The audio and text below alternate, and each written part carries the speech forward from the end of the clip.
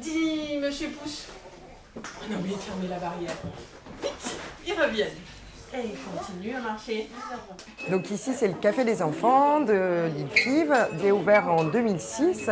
C'est ouvert tous les jours, du mercredi au dimanche, où on peut venir quand on veut, spontanément. Donc ça veut dire qu'on n'a pas besoin de s'inscrire. On pousse la porte pour faire des activités avec ses enfants, pour passer un bon moment, pour prendre du plaisir, tout simplement. Est-ce qu'ils ont vu? En ville, notamment dans le quartier de l'île Fives aussi, on n'échange plus forcément, on ne connaît pas ses voisins. La preuve, on fait des fêtes des voisins pour rencontrer son voisin.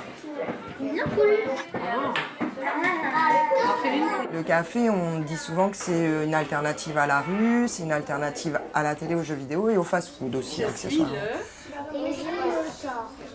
Le rhinocéros? Je suis en congé parental, mais je ne veux pas rester H24 chez moi.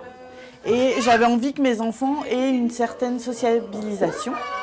Et notamment, le café des enfants potentiel me le rend très bien.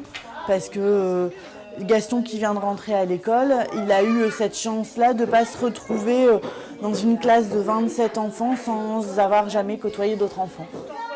Dans chaque enfant, il y a un potentiel. Voilà. Il y a un potentiel à développer. Et nous, quelque part, on plante beaucoup de graines.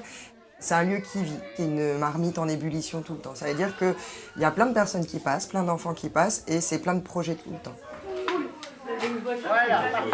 On est vraiment convaincus que ce lien social, ces rencontres-là, c'est bénéfique pour les enfants, parce que c'est vraiment dans tout ce qui est valeur d'éducation populaire où on apprend par les autres. Ça va être ces petites choses-là qui vont nous permettre d'aller plus loin et puis de se dire que tous ensemble, on va pouvoir faire un monde meilleur quelque part. On fait ça une fois par semaine, sur les périodes de beau temps. Alors l'objectif, c'est de toucher des familles qui ne pousseraient pas forcément à la porte du café. C'est tout un pan de population qu'on n'aurait pas forcément fait au café. Bonjour.